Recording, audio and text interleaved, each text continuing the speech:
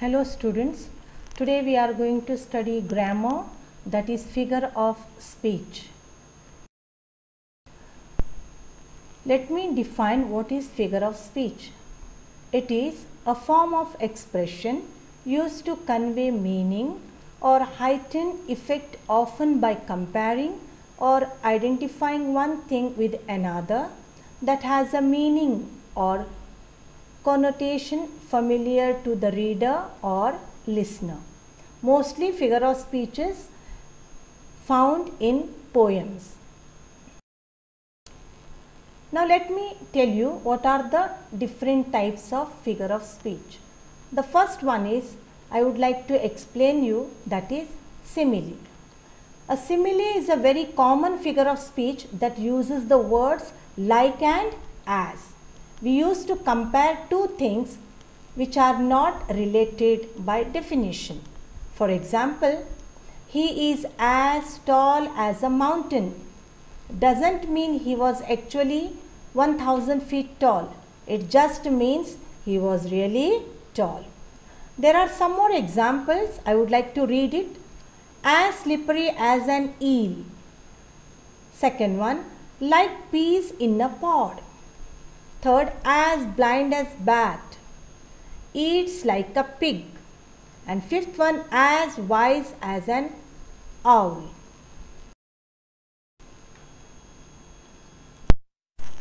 Second figure of speech is metaphor. Here it makes a comparison between two unlike things or ideas. For example, time is compared to money. The world is a stage. World is compared to a stage. Next is personification. It's a kind of a metaphor. In case of personification, human quality is given to the non-living things, that is non-human animal in human terms. For example, the flowers nodded. We are sure that flower doesn't nod, but it has given the human quality, that is nodded. And there are many more examples, just as the thunder grumbled, the fog crept in. Next is repetition. In case of repetition, the words are repeated. When the words are repeated, such figure of speech is called as repetition. For example, the first one I would like to read. If you think you can do it, you can do it. Here you can do it is repeated twice. One more example. The bird said, I don't sing because I am happy. I am happy because I sing. Here the words and the sentences are repeated. Therefore, it is called as repetition. Next is alliteration. In case of alliteration, the sound is repeated. For example, Sally sells seashells by the seashore. Here the sound of S is repeated. In the same way, Ali likes all alliterations. Here again the sound of the A is repeated. One more example I would like to quote. The furrow followed free. Here the sound of F is repeated. Next is antithesis. Antithesis means opposite words. In the sentence, when you find the opposite words, it is called as antithesis. For example, we can take man proposes, God disposes. Here the two words proposes and disposes are opposite word. One more example. Speech is silver, but silence is gold. Here you can take speech and silence. These are the two opposite words. Then comes the onomatopoeia. It is the term for a word that sounds like what it is describing. Here the sound is represented or sound is said, that is called as onomatopoeia. The leaves were rustling. Rustling is the sound of the leaves. Then the bees buzzed around in the garden. Here the buzzed is the sound of the bees. So that is called as onomatopoeia. Hyperbole. A figure of speech that uses an exaggerated or extravagant statement to create a strong emotional response, that is called as hyperbole. In a simple way, exaggerated statement is called as hyperbole. For example, they ran like a greased lightning. Next one, he is older than the hills. Now here the comparisons are made. He is older than the hills. Such kind of statement, it is called as hyperbole. Tautology. Here words or phrases are used which has a similar meanings.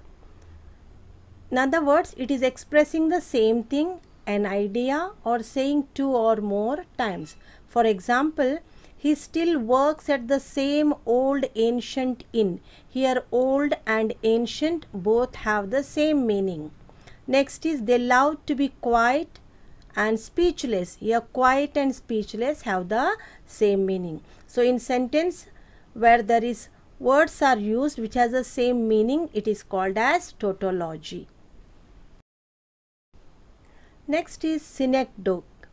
It's a figure of speech which allows a part to stand for a whole or for a whole to stand for a part. Now the first example I will explain. He has many mouths to feed. Here many mouths stands as a person. Next is all the best brains gathered to save the nation. Here best brains stand for experts or expertise. Next is all hands to the pumps. All hands stands for workers. So synecdoche, it is considered a part to stand for a whole or whole to stand for a part. Euphemism. Now in case of euphemism, unpleasant things are told in or expressed in a pleasant way. That is, we speak in agreeable and favorable terms of some person, object or event which is ordinarily considered unpleasant and disagreeable. For example, he is telling us a fairy tale in the sense a lie.